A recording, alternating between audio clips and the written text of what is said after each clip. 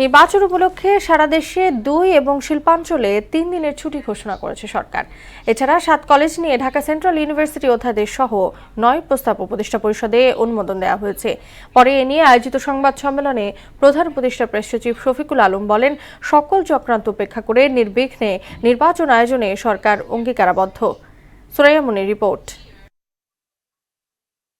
বৃহস্পতিবার প্রধান উপদেষ্টার সভাপতিত্বে উপদেষ্টা পরিষদের বৈঠক অনুষ্ঠিত হয়। পরে ফরেন সার্ভিস একাডেমিতে বৈঠকের সিদ্ধান্তের বিষয়ে জানান প্রেস সচিব শফিকুল আলম। বেশ কয়েকজন অ্যাডভাইজার ছিলেন, 3 বাহিনীর প্রধান ছিলেন, বিভিন্ন বাহিনীর প্রধান, বিভিন্ন সিকিউরিটি। এতে মোট 13টি প্রস্তাব উত্থাপিত হলেও 9টি নীতিগত অনুমোদন দেয় সরকার। এছাড়া 7 কলেজ নিয়ে ঢাকা সেন্ট্রাল ইউনিভার্সিটি অধ্যাদেশের অনুমোদন দেওয়া হয়েছে। মোট 13টা এজেন্ডা ছিল আজকের মিটিংয়ে।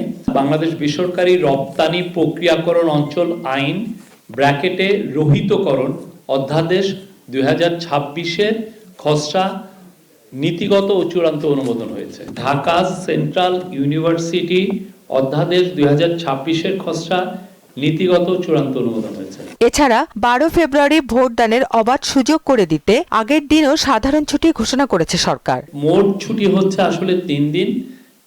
ভোটের দিন ফেব্রুয়ারি 12 পুরোপুরি ছুটি অলরেডি ডিক্লেয়ার করা হয়েছে, আর হচ্ছে ফেব্রুয়ারি 11 বুধবার সাধারণ ছুটি সবার জন্য প্রযোজ্য, আর 10 তারিখ শুধুমাত্র শিল্পাঞ্চলের শ্রমিক ভাই বোনদের জন্য এটা ছুটি।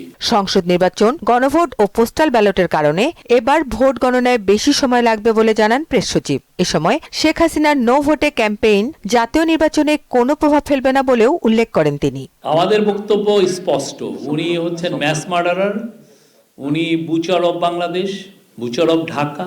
রেফারেন্ডামের যে ভোটটা সেটা তো একই সাথে গণনা হবে, তো সেই জন্য এটা সময় নেবে। আবার আপনারা পোস্টাল ব্যালটে নিবন্ধিত হয়েছেন 15,33,000 মানুষ, তো এখন 15 লক্ষতে তাদের পোস্টাল ব্যালটটা আসবে, সেটা আপনি খাম খুলবেন, খুলে আবার ওইটাকে আপনি আবার রিটার্নিং অফিসারের ওইখানে এটা গণনা হবে।